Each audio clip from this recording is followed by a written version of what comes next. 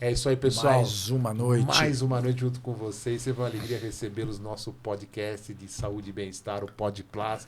É fácil acompanhar nós. O Abel vai falar como a gente acompanha o Pod Plus. A gente ainda tem dúvida. A gente, de vez em quando, encontra alguém nos corredores e fala, pô, como é que eu faço para... Aonde está, né? Como Qual é a plataforma acesso? que o Pod Plus Abel, está? como é que se acessa o Pod Plus? Fácil. Fala para mim. Entrar no YouTube, Pod Plus, vocês vão ver lá todos os nossos...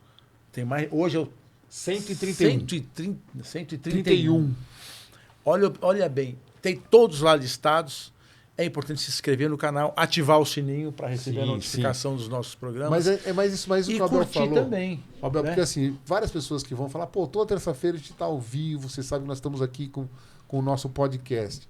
Mas e não precisa mandar um link para ninguém. Não há necessidade. Terça-feira, você entra no YouTube, no canal do YouTube, vai lá naquela lupinha, coloca Pod Plus. Já vai aparecer o episódio do dia.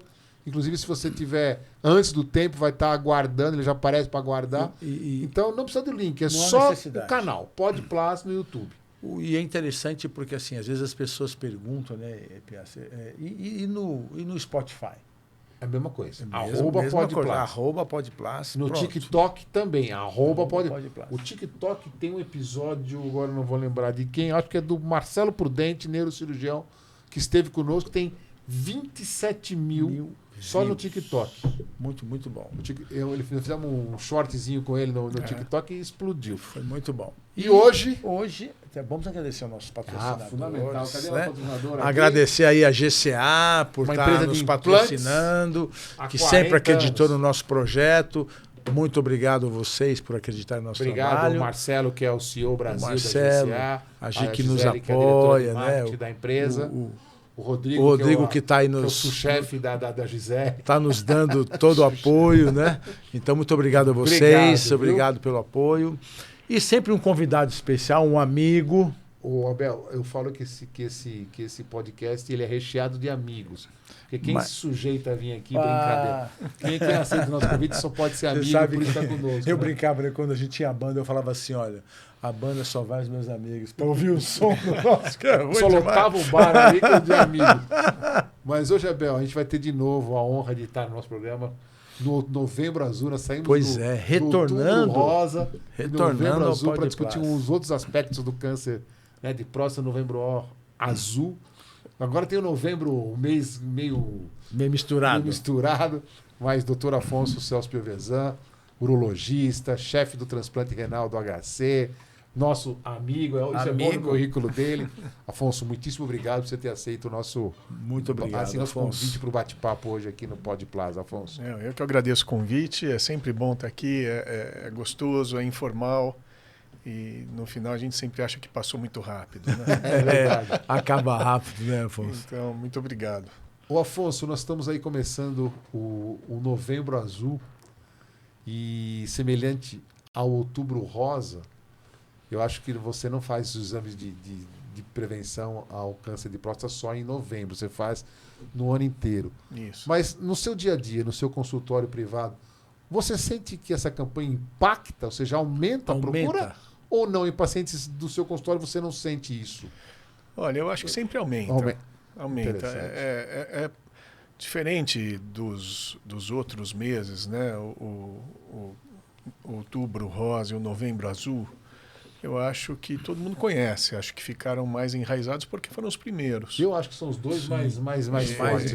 Então, eu acho que é um dos mais impactantes, sim. É uma época que o consultório lota, que você tem muita procura. Claro, o ano inteiro você tem pacientes fazendo um exame de prevenção. Mas nessa época a gente percebe que existe uma certa corrida para o consultório do urologista. Assim.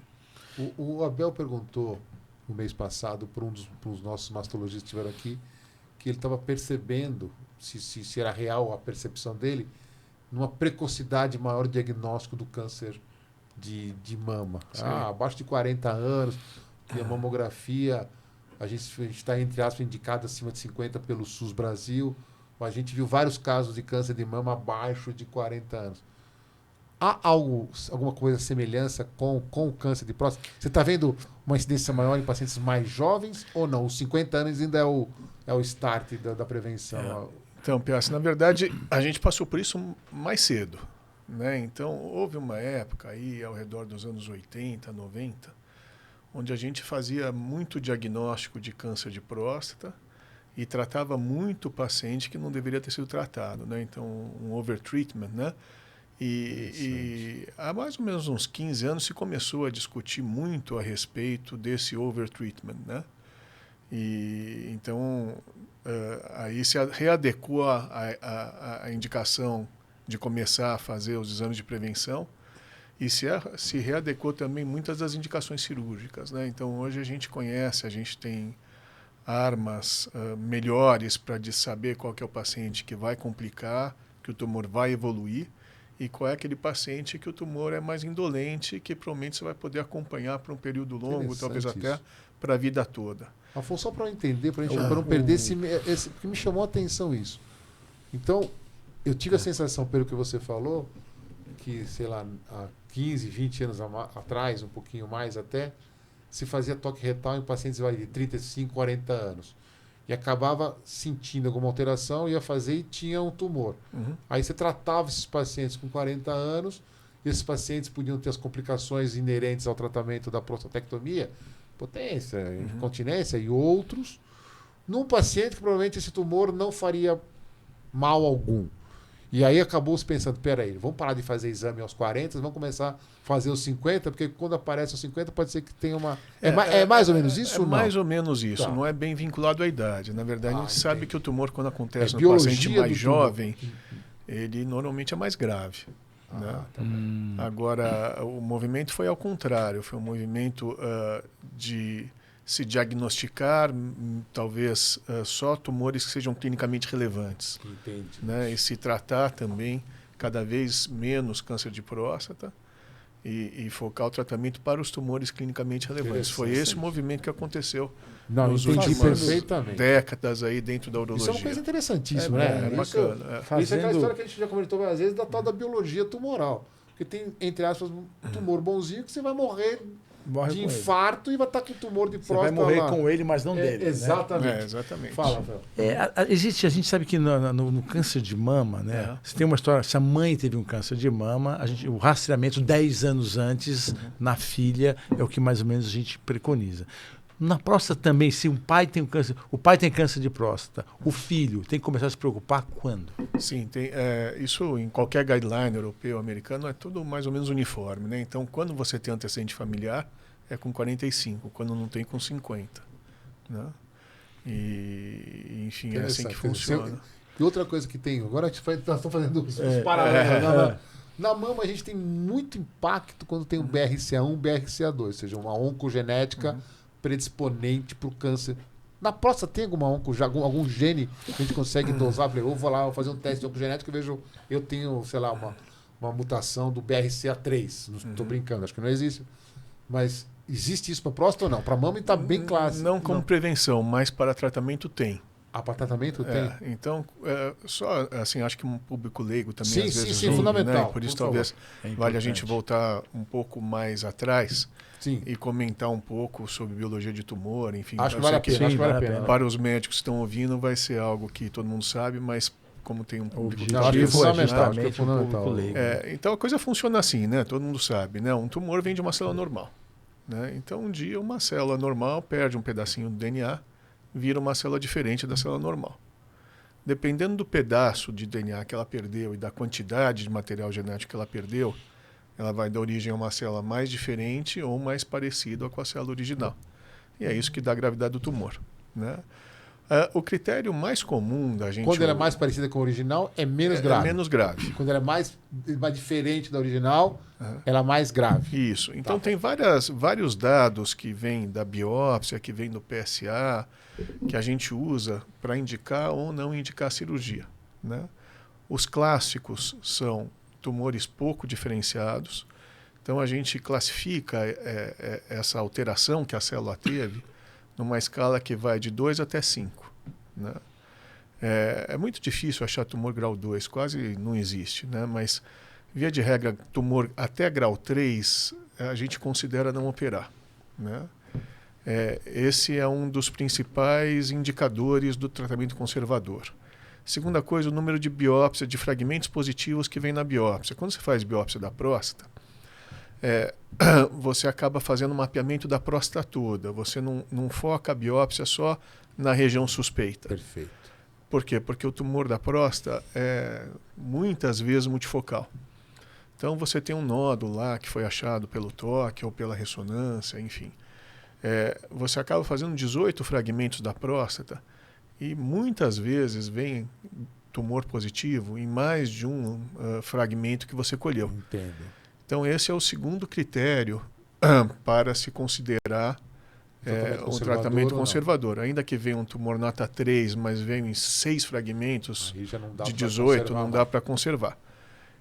Agora, se vem em poucos fragmentos, até 2, uma porcentagem pequena de acometimento, aí você pode considerar essa possibilidade. A pesquisa genética nos moldes do que se faz para a mama é mais quando você tem a intenção de fazer um tratamento conservador, você pode usar essa pesquisa genética para comprovar que aquele tumor é um tumor que tem uma tendência de ter um bom prognóstico. Então você pesquisa um painel de diversos genes e você vai ver aqueles que sofreram mutação, não é um só. Né? A gente pesquisa uns 10 ou 15 genes e vê quais que sofreram mutação. Né? Interessante. E aí você reforça essa impressão de que o tumor é um tumor pouco agressivo, ou você, enfim, percebe que esse tumor, na verdade, apesar de ser uma nota baixa, de um padrão um padrão bem diferenciado, né? Ele, na verdade, pode ter um comportamento agressivo ao longo dos anos. É o mesmo teste que se faz para a mão, um Oncotype, normalmente. É um Oncotype. E é o mesmo Oncotype que faz mesmo, para a mão? mesma coisa. Ô, Afonso, você falou uma coisa que eu não sabia, claro, várias coisas você falou que eu não sabia, mas uma coisa que me chamou a atenção. Você faz o toque retal. Aí no toque retal você sente uma diferenciação, alguma coisa de alteração que te chama a atenção. E aí você vai para a tal da biópsia, para o agulhamento. Todos os agulhamentos são feitos de uma forma padronizada, 18 agulhas. Tem um padrão sempre de agulhamento? Sempre tem um padrão. Você sempre tem um que padrão. Mais que 2, mais que 3. Hoje o que mudou no diagnóstico de câncer de próstata foi o exame de imagem. Né? Então, até uns 10, 15 anos atrás, a gente não tinha nenhum exame de imagem que enxergasse bem a próstata. Não dá para enxergar câncer de próstata em ultrassonografia. Mesmo na ultrassonografia transretal, você não enxerga onde está o nódulo suspeito. Não dá para ver na tomografia. E a partir do momento que foram evoluindo os exames de ressonância, a gente começou a ter exames com resolução maior. Então, os exames de 7 Tesla, a gente usa de 3 Tesla para cima. Né? Aí você começou a enxergar as regiões suspeitas. Né? E isso mudou um pouco o jeito de fazer diagnóstico por biópsia. Entendi. Porque além do template que normalmente é feito, né, de 18 fragmentos, você também pode colher fragmentos a mais da área de interesse. Pela ressonância. Existe, não precisa ser pela ressonância. Normalmente você faz essas biópsias guiadas por ultrassonografia. Agora, existe uma tecnologia de software que você combina a imagem da ressonância com a ultrassonografia. Isso chama biópsia por fusão de imagem. Então, o ultrassonografista tem na tela dele uma sobreposição daquilo que ele está vendo no ultrassom com a imagem que a ressonância gerou. E aí ele consegue, então, pelo ultrassom, chegar no lugar onde a ressonância marcou. Uma precisão maior, né? Muito maior. Isso a gente usa muito para nódulos pequenos. Eu estou começando a ficar tranquilo aqui comigo em relação ao toque retal. Hoje, uma ressonância bem feita, assim, com 3 telas ou mais, Tesla ou mais, associado com esse software com ultrassom, eles são tão sensíveis quanto o toque retal ou ainda não estamos nesse nível? Não, são melhores que o toque retal. Então você consegue evitar o toque retal hoje fazendo esses só exames? que a ressonância é um exame de 50 minutos, contraste na veia, lavagem retal, enfim. Entendi. É mais desagradável. Vai lá. Não, eu estou brincando. Então é mais sensível. Mais sensível. Só que não é um exame que dá para fazer de screening por conta disso. Entendo. Né? Mas eu não sabia que era mais sensível. Ainda existe assim, esse preconceito, não que o Cássio colocou não, aqui, mas das pessoas de irem ao médico com medo do diagnóstico. Você sente isso? Porque o homem é Com meio... medo do diagnóstico ou Não, com medo de porque, fazer assim, o exame para o diagnóstico? Não, as pessoas... Homem, vamos falar a verdade, homem é um bicho cagão, né? Entendeu? Acho que é a verdade. Então, assim... Homem é mais medroso. É mais mesmo. medroso. Homem é mais medroso. Então, assim, mas há tem, exceções, ainda né? tem essa Há resistência. Fala, não, eu não vou, Já não que faço. hoje é de urologia, então vamos falar que o homem é um homem mijão, né? Mijão. É um ser mijão, né? É isso, vamos Cagão lá, é vamos quando lá. é o proctologista. É proctologia, Mas eu exatamente. acho que o homem é o mais medroso. O homem é o mais Mas medroso. bem, bota medroso. O homem é o mais mesmo. medroso Ainda existe Bom, isso. eu tenho um viés, eu só vejo os que vão fazer exame. São os que né? vão ver.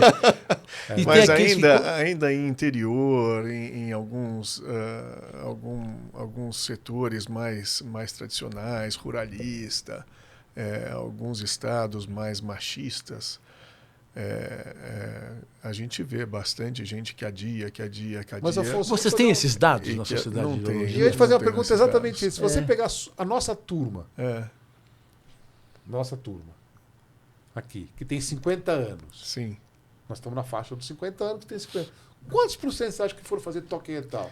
Você acha que passa de Olha, 50%? Eu acho que não. Da nossa turma de faculdade, não sei dizer. Da minha turma de colégio, dos meus amigos de colégio, Que eram quantos? da minha idade. Que eram quantos? Eu tenho uma turma muito próxima, talvez de uns 10 amigos. Eu diria que 8 fazem. Mas fora fazer com você, porque eles eram muito amigos de você. É.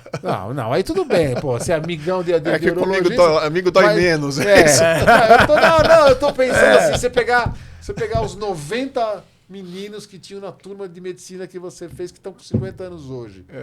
Eu não acho que 45 fizeram exame de toque. Eu vou precisar fazer uma... Eu acho que que sim. eu acho que é interessante esse dado que você colocou, esse interior. Vamos sai de São Machismo. Paulo. Vamos lá para os estados subir um pouquinho. Isso. A sensação é de que o diagnóstico tardio ele é maior. Ele é maior. Com certeza é maior. Qual é o sintoma clínico? Isso. Sintoma clínico, não sei se eu posso falar assim. Tem que acender o sinal amarelo. Que o cara, tipo, aos 70 anos, ele nunca se permitiu fazer um toque retal. Qual o primeiro sintoma que vai aparecer do câncer de próstata que ele ia falar, puta, eu preciso ir no médico? Então, o grande problema do câncer de próstata é que ele é assintomático. Então, a próstata ela tem duas regiões, de uma maneira didática. Né? Ela tem uma região que fica junto da uretra, que tem um tipo de glândula. E tem uma região que fica mais periférica, longe da uretra. Né? Na região periuretral, próxima do canal da urina, é onde acontece a doença benigna. Né? Ou seja, que a alteração de urinar, de dificuldade de urinar, isso é benigno na maioria das vezes. Essas glândulas perto do canal da urina, elas crescem. Tá. Crescem todos os homens a partir dos 40 anos. Ninguém escapa disso. E tem gente onde isso acontece de uma maneira mais acelerada e a próstata cresce muito. Tem pessoas onde é mais devagarzinho, a próstata cresce menos. Né? Normalmente, esse crescimento não tem nenhuma correlação com câncer da região periuretral. Né? Então, é muito comum às vezes, a gente pegar paciente que vem encaminhado de cardiologista ou de geriatra. Olha, fiz um exame de ultrassom de próstata e minha próstata havia aumentado, estou preocupado. No fundo, o tamanho da próstata, que as pessoas se impressionam muito, é algo que tem muito pouco impacto do ponto de vista clínico. Primeiro porque o homem que tem 30 gramas de próstata tem a mesma chance de câncer que o homem que tem a próstata de 90 gramas. E segundo, não é sempre que a próstata cresce que dá problema. É muito mais importante o jeito como a próstata cresce. Então, como ela envolve o canal da urina, né, ela é uma bola, e tem um furo no meio, como se fosse um pneu de carro, e dentro desse furo passa a uretra. Se ela cresce, mas ela cresce preferencialmente para fora, tem gente que tem próstata enorme e que não sente dificuldade nenhuma para urinar. Interessante. E tem gente que tem próstata quase normal, que tem que sair correndo para passar sonda porque entope, né? O câncer é ainda pior, porque como ele acontece na periferia, longe da uretra, para o câncer chegar a dar problema urinário, ele tem que estar muito grande. Então, via de regra, quando o homem começa a sentir dificuldade para fazer xixi, já passou o tempo de tratar. E, na verdade, o sintoma mais comum de câncer de próstata já é o metastático. Que é mais comum onde? É osso. Osso. Então, é coluna e bacia, principalmente. Ou seja, o cara vai fazer tem uma fratura, ou faz o exame e vê aquela lesão, aí vai ver o foco inicial. Ou começa a ter uma parestesia, ou começa a ter dor. Né? Que triste. Ou seja, e então quando aí, o diagnóstico E aí você já faz um diagnóstico tardio. Interessante, porque assim, essas doenças que você não tem sintomas, Afonso, aquilo que você fala, que a partir dos 40 anos, que todos os homens vão ter um aumento da próstata e tal, da hiperplasia prostática benigna. Perfeito. Tem algum tratamento profilático? Existe algum tratamento profilático? Algum remédio, alguma coisa que os homens aos 40 ou menos tomam e evita isso ou não? Então, a gente não precisa evitar o crescimento da próstata, né? Como acabamos de conversar, não é sempre que ela cresce Que ela cresce porque ela vai obstruir a uretra. E aí, se nós formos dar remédio para todo mundo para que não crescer a próstata, não vai ter remédio que dê conta, né? A gente vai para toda a indústria farmacêutica e vai fabricar só isso, porque todo mundo vai ter que usar, né? Então, não existe muito essa questão, não é uma preocupação para o urologista se a próstata está crescendo ou se a próstata não está crescendo. E tem mais um aspecto, né? Assim, alteração para urinar, todo homem vai ter a partir de uma certa idade. É muito difícil pegar um homem de 50 ou 60 anos e então, achar alguém que urina que nem tivesse 20 anos. Né? Sempre vai existir um pouco de compressão da uretra, né? A gente fala que cresce para dentro ou para fora, mas isso é um jeito didático de colocar coisa, é uma mistura de tudo, né? E nem sempre que o paciente tem alguma alteração miccional a gente trata. Na verdade, 95% das vezes o tratamento da doença benigna de próstata é um tratamento que quem decide é o paciente, né? 5% das vezes que o urologista bate o martelo e fala, você tem que tomar um remédio ou você tem que fazer uma operação. Né? Porque se baseia basicamente em qualidade de vida. Tá. Né? Então, enquanto que isso incomoda o paciente. Agora, Alfonso, remédio e cirurgia. A cirurgia é sempre muito mais eficaz que o remédio ou o remédio é tão eficaz quanto a cirurgia? Não, a cirurgia é muito mais eficaz que o remédio. Agora, é muito difícil o paciente, como é uma decisão compartilhada, a grande maioria dos pacientes prefere começar com tratamento medicamentoso. Né? A grande maioria. E chega uma hora que o remédio para de fazer efeito ou que o paciente cansa de tomar remédio. Você vê, você começa a dar remédio a um paciente com 50 anos de idade, vai tomar 60 anos de remédio. Né? E agora, virando um pouquinho o jogo, na visão do urologista, se partisse apenas da sua opinião, numa situação dessa, você indicaria imediato a cirurgia ou você sempre vai começar com remédio? Depende muito do grau de sintoma. Né? E depende muito da escolha do paciente. Tem gente que odeia tomar remédio e prefere partir logo para tratamento cirúrgico. E veja, nós estamos falando de uma cirurgia que não é uma cirurgia do coração, que você abre o externo no meio, que tem um puta pós-operatório horroroso. É um tratamento muito tranquilo. Né? Enfim, a maior parte das vezes você faz isso por via transuretral, quer dizer, você passa uma câmera por dentro do canal da urina e faz essa cirurgia sem corte.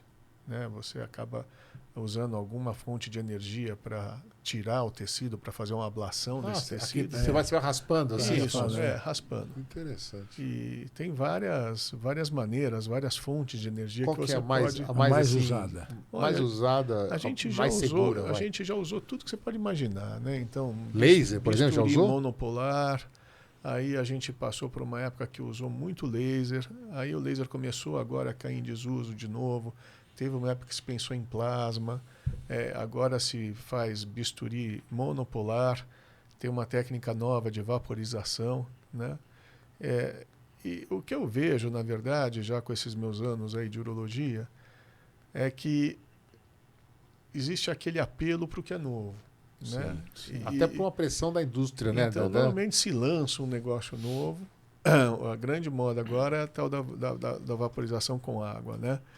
E como isso é pago pelo seguro de saúde norte-americanos, tem aumentado muito a frequência desse tratamento nos Estados Unidos. Chegou há pouco no Brasil, logo deve sair mais em mídia. Né? Mas o fato é que todos esses tratamentos tiveram seu pico de uso e depois começaram a diminuir de novo a quantidade de uso. Né? A maior parte dos tratamentos ainda é feito com ressecção, com fonte de energia de bisturi elétrico mesmo. Né? A grande mudança foi usar o material monopolar, que você não precisa mais ter um tempo, um prazo para terminar a cirurgia, como bipolar hoje. Interessante. E a eficácia da cirurgia é grande. E a durabilidade da cirurgia? Ou seja, a recidiva dessa próstata? É difícil ter recidiva, viu? Né? Normalmente, pelo menos uns 8, 10 anos, resolve o problema. Né? São poucos pacientes que eu precisei reoperar. Também, enfim, se associa isso ao fato da maior parte dos pacientes que a gente opera já tem idade. né? Então, a grande maioria dos pacientes, você faz essa cirurgia acima dos 60 anos, 50 alto, 60, né? E aí, normalmente, dura para a vida toda. Ô, Afonso, eu já vi relato de pacientes que têm alteração miccional cíclica. Ou seja, um dia está excelente, outro dia não está legal. Por quê? Obstrui, desobstrui, obstrui, desobstrui. Não, isso é super comum, super comum. O que acontece é que quando você começa a ter uma compressão da próstata, da uretra pela próstata, a primeira resposta do corpo é fazer a bexiga contrair com mais força. E por muitos anos o homem convive com essa obstrução sem sentir muito desconforto na hora de fazer xixi, porque a bexiga consegue vencer essa resistência. Mas esse equilíbrio aí é uma corda bamba, entendeu? Entendi. E qualquer coisinha empurra o equilibrista da corda bamba, né? Entendi. Por exemplo, uma situação de muito estresse, você libera muito derivado de noradrenalina, A bexiga... isso faz a próstata contrair.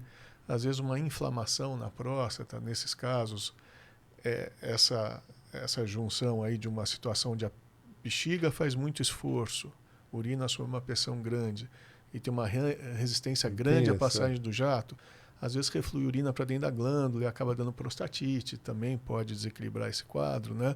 Às vezes até trauma na próstata, por exemplo, bicicleta, moto. Essas situações são instáveis.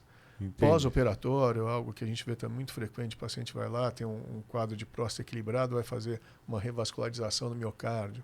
No pós-operatório não consegue tirar a sonda. É uma coisa interessante. É interessante. E por que, por exemplo, aumenta à noite e durante o dia ele tem o miccional normal?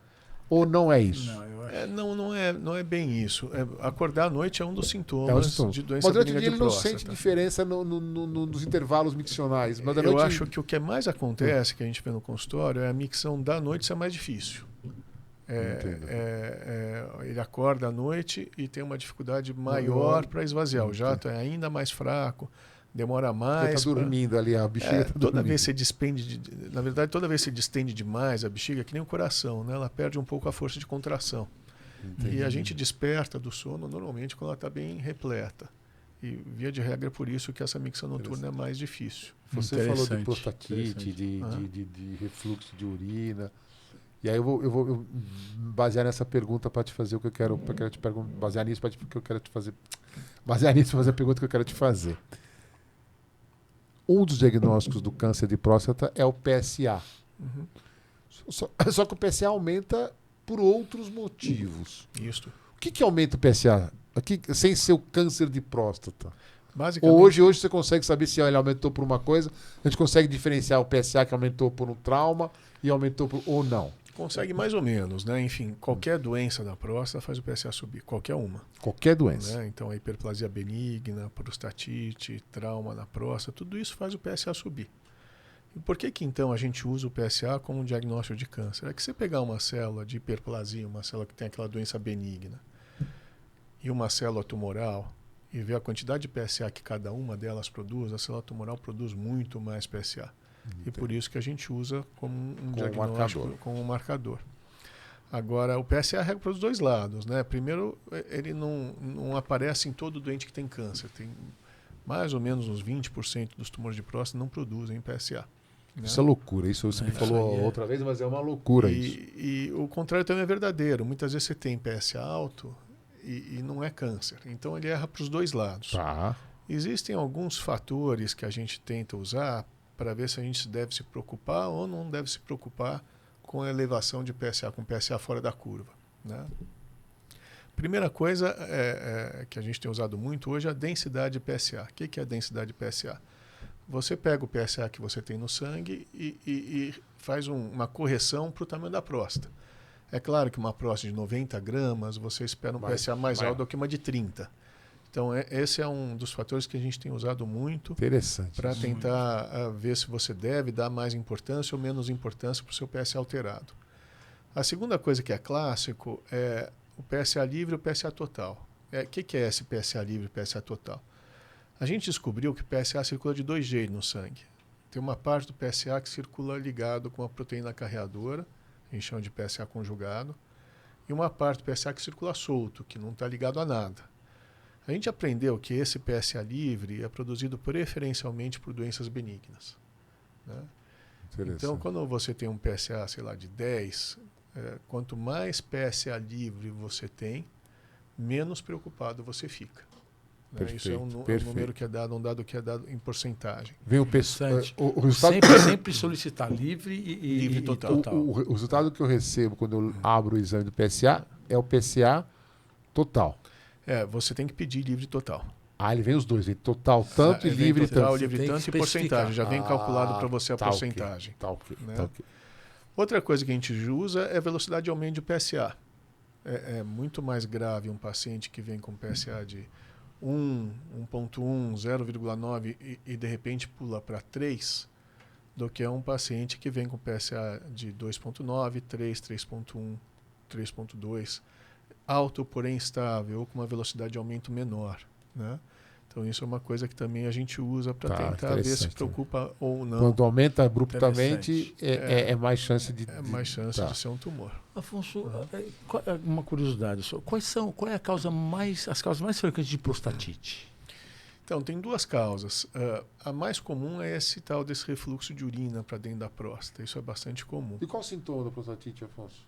A próstata incha.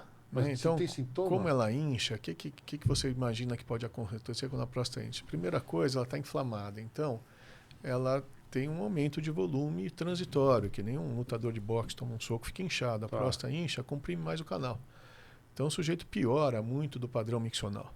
Né? Então, está mais ou menos equilibrado, aí começa a urinar com muita dificuldade, ir toda hora no banheiro, ter ardor para fazer xixi. A segunda coisa que pode acontecer é ele ter desconforto na região da próstata, na região do períneo, normalmente na região entre o saco e o ânus. Né? Ele sente um desconforto, principalmente quando comprime essa região, então quando está sentado. Né? Nos casos de prostatite aguda, é importante, pode dar bacteremia, sepse. Já tive mais de um paciente que foi internado em UTI por prostatite, uns quadros horrorosos. Interessante. Interessante isso, hein? E a gente está conversando das causas, né? A mais comum é essa. DST não? Eu acho que DST. Então, a outra causa é DST, né? Principalmente... IST, né? Hoje em dia não é mais... Agora é IST. Toda hora muda, né? Toda hora eles vão dando nominho. Principalmente quando você expõe a glande e a uretra a uma carga muito grande de bactéria. Muito comum a gente ver em relação anal. Né? Então, sempre faz parte aí da conversa com o paciente, ver se teve relação anal desprotegida. Né? Isso é uma causa bastante comum de prostatite. A ejaculação também aumenta o PSA, não aumenta ou não? Qualquer coisa que você mexa com a próstata. Quando você ejacula, a próstata contrai para expulsar o esperma e isso pode fazer o PSA subir. Bicicleta, cavalo, tudo isso faz o PSA subir. A gente anda de moto, a gente fica totalmente adormecido. Muito interessante. Aí você não pode fazer PSA por quanto tempo, Afonso? Normalmente 3 dias. Agora, tem uma confusão que o pessoal faz, isso acho que é bom deixar claro, né? Como aumenta o PSA, tem muita gente que confunde isso com o aumento do risco de câncer. Né? Então, existem diversos estudos mostrando que ciclismo, motocicleta, essas coisas não tem um impacto em incidência de câncer de próstata. É só que você toma susto à toa. Sim. Então, você vai lá colher o seu PSA bem alto. Né? E aí isso gera um estresse, enfim. Depois que você fez um esporte tipo ciclismo, ou teve 3, 4 dias... Você tem que evitar de colher o exame. Você tem que colher o exame que... E você falou de bicicleta, pode ser entre aspas, um predispositor ao câncer. Quais são os... Não, é o contrário. Não, isso que não é, pelo amor de Deus. Eu entendi claramente que não é. Quais são os reais? Ou seja, quais são os predispositores reais? A gente não conhece nenhum fator de risco para câncer de próstata, a não ser hereditariedade. Obesidade não. Alimentação não. Isso são alguns fatores de risco, assim, a síndrome metabólica para desenvolvimento de doença benigna, mas não de câncer. Tá. É interessante, eu vi exatamente sobre isso. Que não tem não tem aquele pulmão que o cigarro, não, a gente já estudou tudo que você pode imaginar. Por que será? Está relacionado sexual, hábitos, enfim. Existe um motivo, sei lá, biológico por que não? É estranho, né? Provavelmente a gente foi desenhado para durar menos tempo do que a gente vive, né?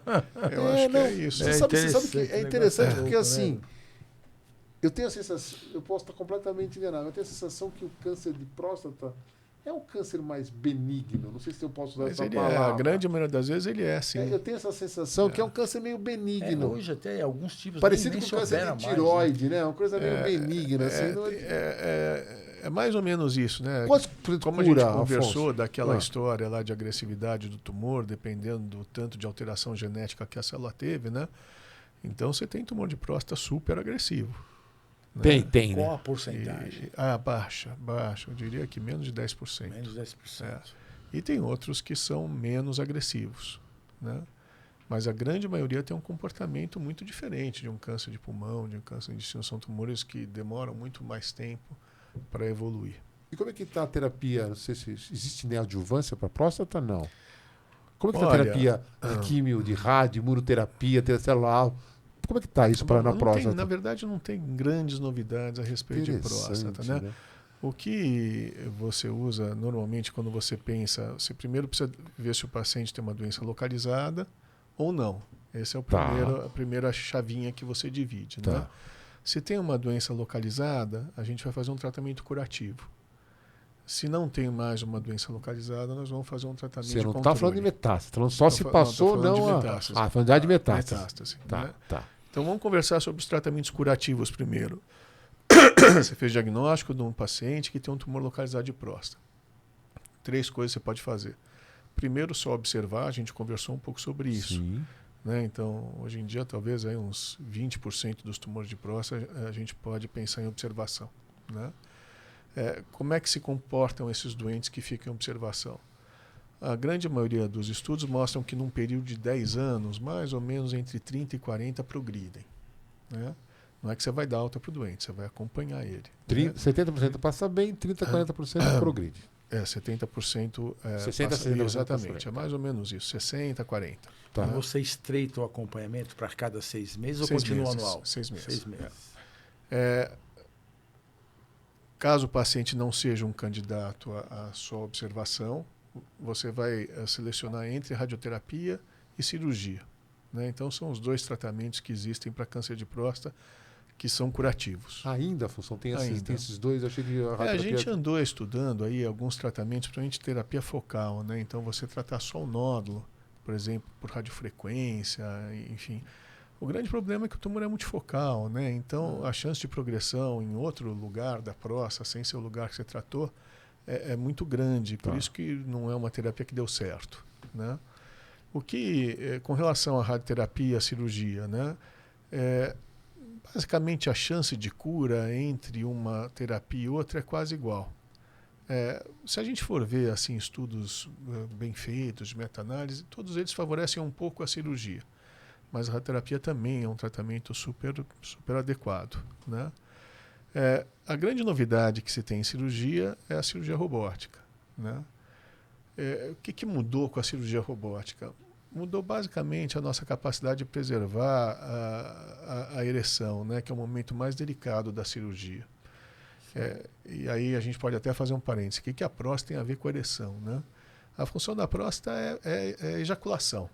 Né? Então ela produz uma grande quantidade daquilo que a gente ejacula e a próstata que contrai junto com o assoalho pélvico na hora que o homem tem um orgasmo e ela é a principal responsável pela expulsão do esperma. Então, se ela é responsável só pela produção de esperma e pela ejaculação, por que o homem pode perder ereção quando você faz cirurgia da próstata? O que acontece é que os nervos que fazem a gente conseguir ter ereção, eles saem da medula, eles passam praticamente dentro da próstata, junto da bainha da próstata, da cápsula da próstata, do lado esquerdo e do lado direito. E se você não tomar cuidado na cirurgia, ou você pode até tomar cuidado, mas às vezes você tem um nódulo que está invadindo esse feixe, ou está muito próximo, você é obrigado a mexer com isso. E aí que vem, então, a possibilidade do homem ficar com disfunção erétil. É um feixe de nervos, né, de um lado e do outro. É como se fosse um feixe de macarrão. Você tem vários fiozinhos lá dentro. Você pode tirar todo, pode tirar uma parte, pode tirar um lado, pode tirar os 2 lados, ou pode manter tudo. E daí que vem a possibilidade de o paciente ter ou não repercussão em relação manter ou não manter a ereção. Ainda vale a pena comentar que a maior parte dos pacientes que fazem cirurgia para câncer de próstata são pacientes que são de idade. Então já não tem uma ereção que nem quando era garoto, né? E obviamente que a cirurgia, por mais que você deseje preservar os 2 nervos, ela não melhora a ereção. No máximo você tem um resultado igual. Né? E o robô veio para ajudar a fazer essa preservação. A principal vantagem do robô é a capacidade de você preservar esses nervos. Né?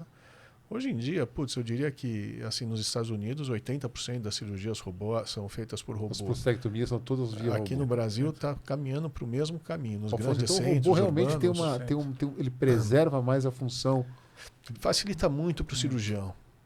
Facilita muito para o cirurgião. Então, se você comparar, acho que duas coisas que se incomodam aqui, a ereção e a incontinência, não é isso? Uhum. Se você comparar radioterapia, cirurgia clássica, deixa eu chamar assim, cirurgia robótica, a robótica impacta na preservação da ereção. Exatamente. Na continência também?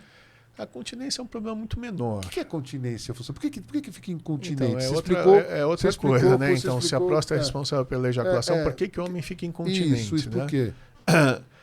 Também é pela proximidade. Na verdade, você tem dois mecanismos que geram continência. A gente chama de esfíncteres, né? Tem o esfíncter externo, que é o mais importante, que é o músculo que envolve o canal da urina. E tem um esfíncter interno, que fica entre a bexiga e a próstata. Esse esfíncter interno, ele sempre perde durante a cirurgia. E aí você fica dependendo só do externo, né? Se você consegue preservar bem esse músculo, é muito improvável que o paciente fique perdendo urina. A chance de incontinência urinária depois de uma cirurgia de câncer de próstata é ao redor de 3 a 5% no máximo, né? Seja ela aberta, seja ela por robótica, né? Então, é um problema, assim, é difícil de acontecer, né? Normalmente o paciente fica perdendo um pouco de urina nos primeiros meses, até uns 3 meses, precisa usar um absorvente, não é que precisa usar fralda. E perde, parecido com incontinência, aquelas de mulher que tem incontinência de esforço, né? Sim. Quando tosse, quando espirra, quando dá risada. Mas isso se resolve. É um problema que não é muito comum nessa cirurgia, né? E o robô tem menos impacto nesse resultado. Tá ótimo. Do ponto de vista de chance de cura, também os resultados com cirurgia aberta e robótica são mais ou menos parecidos. A grande vantagem do robô é a preservação do feixe vascular-nervoso. O índice de complicação, hematoma, por exemplo, é menor na robótica. A recuperação é muito mais rápida. Né? Acho que o pós-operatório é mais tranquilo. Alta mais rápido. Você consegue fazer uma sutura muito melhor. Quanto tempo função demora uma cirurgia? Com a uretra, né? É umas 2 horas, mais ou menos. 2 horas? Uma cirurgia rápida, hein? Horas, cirurgia rápida. Ou seja, 2 horas, uma cirurgia de prostatectomia radical. Quanto que era isso, sei lá, a clássica com laparotomia aberta? Mesma coisa, umas 2 horas. Era 2 horas também? Também, achei que era Para mim, acho que era uma cirurgia demorada. Assim, você tem algum tempo que você leva para acoplar o robô, para, enfim, calibrar. Você não está contando essas 2 horas disso, você está contando a hora que você começa a operar. Você tem caso de ter que reversão? Você começou com robótica e acontece as tuas mãos, tem que abrir? Difícil. Difícil, muito difícil. Depende muito da experiência do cirurgião, né? E assim, existe um cuidado muito grande para habilitar as pessoas a usarem robô, né? Enfim, você não é qualquer cirurgião que pode marcar uma cirurgia robótica nos hospitais. Você tem que ter alguma experiência. Quando você não tem, você precisa fazer um certificado, um treinamento com o robô junto a algum centro de treinamento, né? Depois que você cumpre esse treinamento, você precisa fazer algumas cirurgias com alguém te auxiliando, que a própria empresa ou o próprio hospital indica, né? E aí que você vai fazer sozinho, né? Normalmente você precisa pelo menos uns 20, 30 procedimentos para você ser habilitado para fazer sozinho. Ô, Afonso, agora chegou outros robôs. Chegaram outros robôs. É o mesmo? A mesma coisa? Ou você precisa treinar de novo, que nem avião? É muito você tem que tirar é muito parecido. Aqui no Brasil só tem um hospital que tem um robô novo, né? Não está em todos os hospitais? E ainda não é algo que está liberado para uso. Entendi. Né? Enfim, o que a gente vê em congressos das pessoas que usaram fora é que é muito parecido, né? A grande diferença desses robôs novos é que o robô Da Vinci que a gente usa, da Intuitive, né, ele é um monobloco, né? E esses novos são vários, cada pinça vem numa torre, né? Cada braço vem numa torre, né? Mas do ponto de vista prático é parecido. O que vai acontecer, essas tecnologias de robô novos vêm mais para baratear o aparelho do que acrescente alguma coisa em termos de mais precisão, né? Perfeito. Na formação do residente de urologia, ele ainda faz aberta ou já não está mais... Olha, a gente tem uma amostra viciada no HC, né? Porque, enfim, é um hospital que é de ponta, e ensino e tudo, né? E é muito engraçado porque eu lá no HC, apesar de fazer urologia geral no meu consultório, eu opero muito câncer, cálculo no consultório no HC, eu chefio o grupo de transplante. Então, quem passa comigo no grupo de transplante é o residente de 5º ano, é o último ano da residência. Não é incomum eles pedirem para fazer cirurgias abertas, porque não tiveram esse treinamento quando passaram no grupo de tumor. Né? Interessante. Então, é mais laparoscopia. Né? A cirurgia robótica, a gente está começando o treinamento. Na verdade, nós já temos um robô lá no ICESP, que é o prédio do Instituto do Câncer. Mas né? para transplante, não? Não, para transplante a gente pode conversar depois. Né? Tá. Mas para próstata, basicamente. Próstata e rim. Né? São as maiores aplicações do robô rim também, em robô. urologia. Né? Tá. E recentemente, faz uns 15 dias, a gente implantou um segundo robô agora no Instituto Central para casos benignos, não para câncer. Que interessante. E o HC, a urologia do HC vai ser a primeira residência que vai certificar os seus residentes em cirurgia robótica. Os residentes vão acabar a residência já com certificado para uso do robô. Interessante demais muito isso. Uhum. Muito bom. E ali é um celeiro, né? Ali em outros hospitais Sim, são um celeiro que, na verdade, a própria indústria tem interesse, quanto mais... Colocar É lá. uma... Cabeça e pescoço também é o mesmo cabeça e pescoço que você viu ou são outro robô? É o mesmo. Eu vi que a cabeça e pescoço estava fazendo uma cirurgia, eu vi o Dorival, que já esteve conosco aqui, falando que estava operando em robô. Eu falei, pô, será que agora você comprou quantos robôs ali? Agora tá Não, tudo... é o mesmo.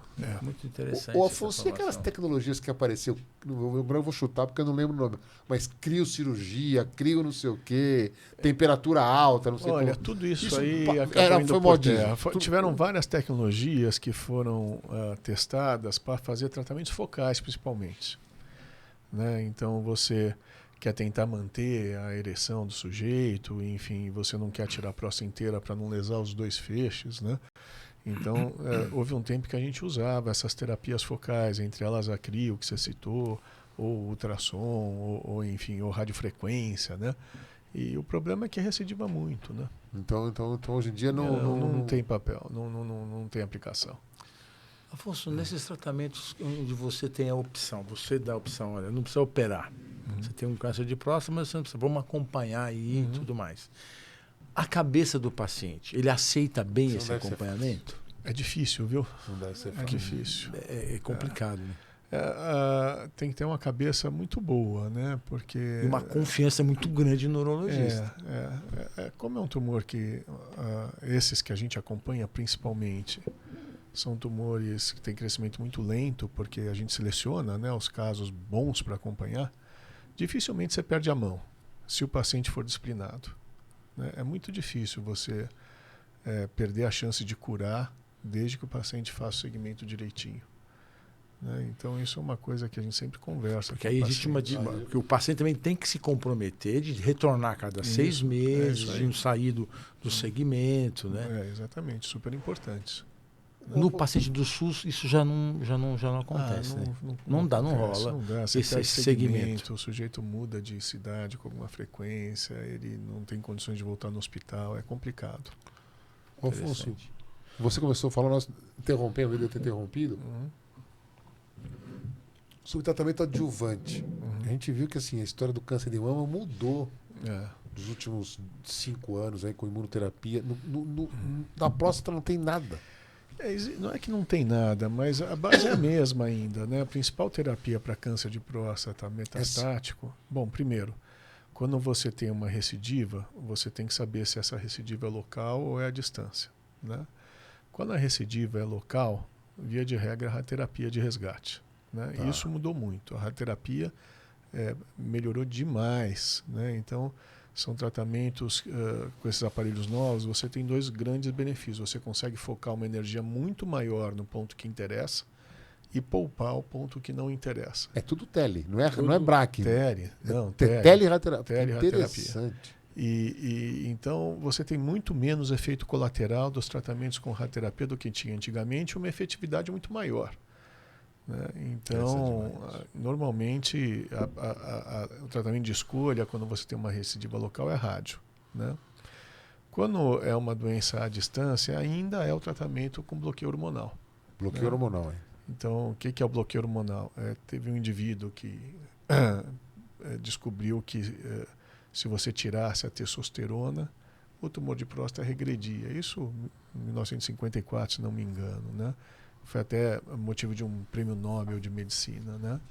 E até hoje, a base principal do tratamento com hormônio de tumor metastático é você tirar a testosterona. Né? Dar testosterona aumenta? Porque hoje está na moda, né? Tomar testosterona. Eu ia Hoje eu não perguntar sei. exatamente isso. Os fisiculturistas de testosterona Aumenta a câncer de 1500. Então, depende do jeito que você faz a reposição hormonal. Né? Esse é um capítulo complicado, né? Porque a gente que é urologista vê umas barbaridades enormes. Né? É uma área que todo mundo acha que pode mexer. Sim. E que muito pouca gente sabe mexer direito. Né?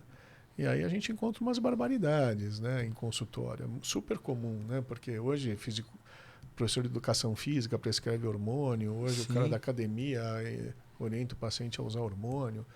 Tem umas coisas absurdas. E taxas altíssimas de testosterona. Exatamente. Essa preocupação sempre existiu, porque era mais ou menos intuitivo. Né? Se você tira a testosterona do tumor regride, você vai dar testosterona. É intuitivo você pensar que você aumenta a chance de ter câncer. Né? E a história começou a mudar com o trabalho de um indivíduo lá de Harvard. Né? Então, é um indivíduo que era o chefe da parte de andrologia lá de Harvard, né? Chama McIntyre. Né? Que esse paciente, que esse médico mostrou, esse pesquisador? Todo mundo que chegava no consultório dele com testosterona baixa, antes de começar a fazer reposição hormonal, ele fazia uma biópsia da próstata desses indivíduos para mostrar que não tinha câncer e se proteger. Né? Aí ele mostrou o que ele achou nessas biópsias todas feitas em indivíduos com testosterona baixa, antes de começar a repor hormônio. E, para surpresa de todo mundo, achou-se uma incidência de câncer de próstata quase 5 vezes maior do que na população normal. Né? Poxa. E aí, alguns resultados parecidos começaram a aparecer em outros estudos. Né? E a gente começou a ter a ideia, então, de que a testosterona tem um nível protetor. Né? Está acima, a gente sempre soube que era perigoso. A gente começou a aprender que talvez estar abaixo também fosse perigoso. E paralelo a isso, começaram a sair vários trabalhos com pacientes em terapia de reposição hormonal há muitos anos, mostrando que a incidência de câncer volta a ser igual à da população normal. Então, hoje em dia, a gente perdeu um pouco o medo de câncer de próstata com reposição hormonal. O que a gente sabe é que se um indivíduo tem um câncer de próstata, aí sim, o hormônio faz ele crescer mais rápido. Mas parece que ele não induz a formação de tumor. Interessante. Né? Afonso, o câncer de mama, mais ou menos 1 para cada 12, 1 a cada 10 mulheres. O câncer de próstata para homem, depende tem isso? muito da faixa etária, né? Tá. Então tem aqueles estudos clássicos lá, antigos, que todo mundo cita, né? Que quase todo homem vai ter câncer de próstata. Isso, aos viver 80 100 anos. anos. Mas assim, na média, de cada paciente, cada 100 pacientes, 50 anos, Provavelmente a grande maioria dos cânceres de próstata a gente não descobre, porque isso são cânceres indolentes que não aumentam PSA e não aparecem no toque. Interessante demais. Né? E a outra pergunta, agora eu perdi ela, mas eu ia te falar exatamente sobre tratamento de cura. Quando você trata precoce, cura quantos por cento? A grande maioria. 90%. Mais de 90%. Talvez, E quando você trata ele já mais avançado, não metastático, mas já mais avançado. Aí é mais complicado, né? Mas também é alta a cura.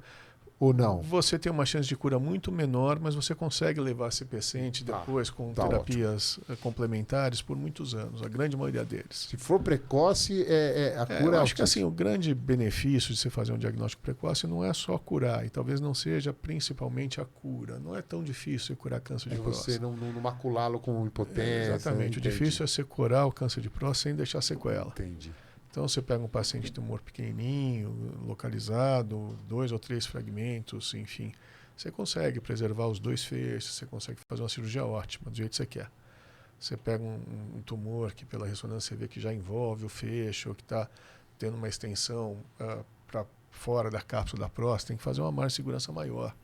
Afonso, não, assim, fazendo um paralelo. A paciente, por exemplo, quando faz uma mastectomia com preservação de pele, a gente sabe que ela vai tomar, tem que fazer controle, acompanhamento, né? No caso da cirurgia de próstata, você vai um diagnóstico precoce, você faz uma cirurgia bem feita, você mantém. Esse paciente, ele fica totalmente despreocupado de aparecer novamente? Não. Tem que continuar fazendo toque retal? Depende demais do grau de agressividade do tumor na biópsia.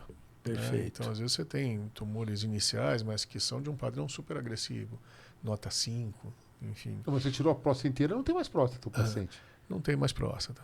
Não tem mais próstata. Pode recidivar em outro lugar. Tipo, Ou localmente, ou às localmente, vezes, mas né? não na próstata, no tecido ali. Não, no tecido da pelve, Da pelve. ou à distância.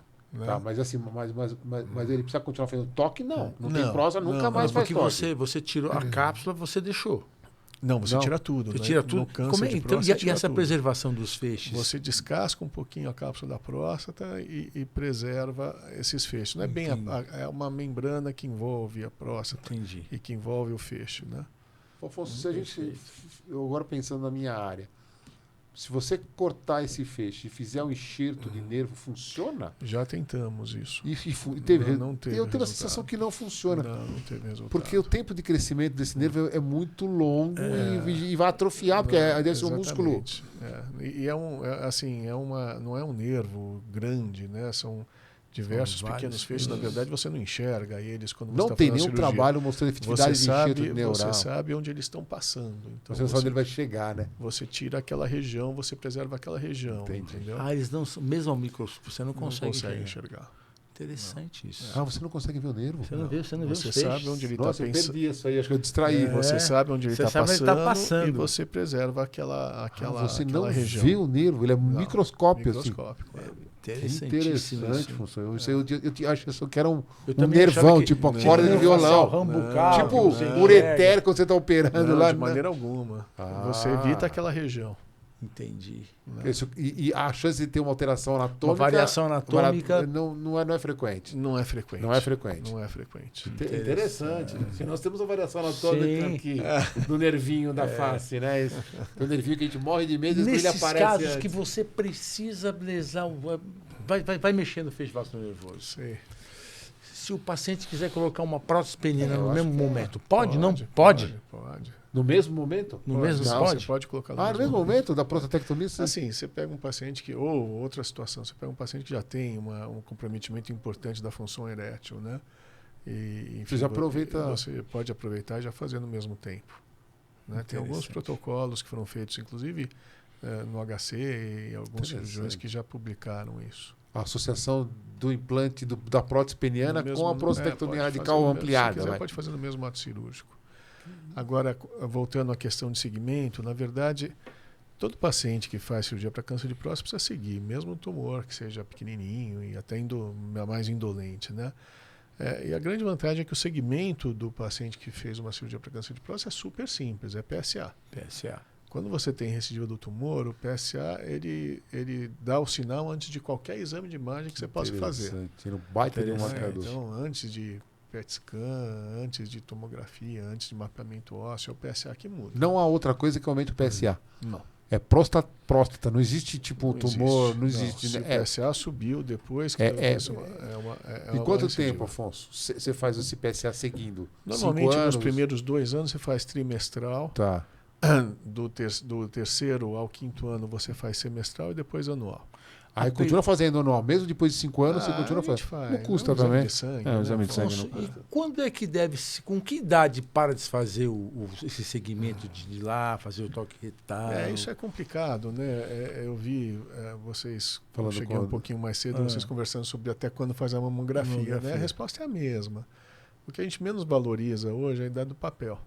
A cronológica, né? Verdade. Então, você pega um paciente que tem um status físico super bom, se você não fizer um diagnóstico, o cara pode morrer disso, né? Eu tive recentemente um caso, até na família, de um paciente que operou câncer de próstata com 83 anos, né? Que não é uma idade que normalmente você faz segmento. Né? Eu li nos Paula, né? De 90 e poucos anos ele fez diagnóstico. É interessante que a gente precoce você não está vendo muito, né, Afonso? Tipo, câncer de próstata 35, 40 anos é raro. O paciente mais jovem que você... O mais jovem foi 37 anos. Não fui eu, assim, o paciente foi encaminhado por um cardiologista que pediu um PSA no exame de rotina, não tem nem indicação de pedir, né? E esse PSA veio um pouco mais alto, ele me encaminhou. E aí tinha um nódulo no toque, a gente fez diagnóstico de câncer de próstata. Foi o mais jovem. né? Mas são casos assim. São casos quase anedóticos. Né? Você lembra se ele tinha história familiar nesse paciente de 35 anos? Não? Faz muito tempo, né? não me lembro. Porque é interessante, isso é raríssimo. Mas é bom saber que você não tem nenhum efeito causal direto, que você não tem. É interessante. Eu tinha certeza que fumo e álcool aumentavam o câncer de próstata. Não, que interessante isso. Já se especulou muito também sobre atividade sexual, promiscuidade, né? E tem vários trabalhos mostrando que também não tem impacto na incidência de câncer de próstata. É um câncer meio diferente, né? Interessante. O câncer de próstata nos homens que tem uma atividade sexual menor, ele é maior ou não tem nada a ver? Então, não tem nada a ver. Isso já foi estudado. O número de ejaculações. O trabalho clássico é um trabalho que comparou a incidência de câncer de próstata em estivadores, que teoricamente têm uma vida sexual muito ativa, com padres católicos, né, que teoricamente têm uma vida sexual zero, né? E a incidência é absolutamente a mesma. Que interessante. Mas porque estava surgindo isso nas mídias sociais. Tinha essa conversa. Quanto mais ejaculações tivesse, menos menor a chance de câncer de próstata. Função 1 hora de programa já. Já deu uma hora. Pois é. Uma hora. Passou muito rápido, como sempre. Muito rápido mesmo. Puxa vida. E a gente bateu um papo assim, leve, foi muito conversando. Muito fluido, muito bom. E eu queria agradecer, Afonso, mais uma vez você poder assim, estar conosco, aproveitar do seu conhecimento, da sua expertise. Eu que agradeço dessa o convite. tranquilidade. Não, que ele passa conhecimento assim, olha, que vai fluindo. Muito bom, muito Pessoal, bom. espero que vocês também tenham gostado, como nós aproveitamos aqui. E acho que quem assim é homem sabe o que tem que fazer nesse Novembro Azul. Tem que tirar um pouquinho aí os tabus e os preconceitos de lado, ir lá se cuidar, que sabidamente para um bom tratamento, um diagnóstico precoce. Ainda é o toque letal, né? Então, Afonso, vamos. Obrigado, viu? Muito obrigado, agradeço vocês, muito gostoso. É sempre muito bom estar aqui com vocês. Parece um bate-papo. Só falta molhar as palavras. Só molhar as palavras. Pessoal, obrigado. Gente, até terça que vem, se Deus quiser. Até terça que vem. Mesmo horário, ao vivo. Sempre horário ao vivo. Tchau, pessoal. Até a Obrigado, próxima. Renan, Vitor. Obrigado, Afonso.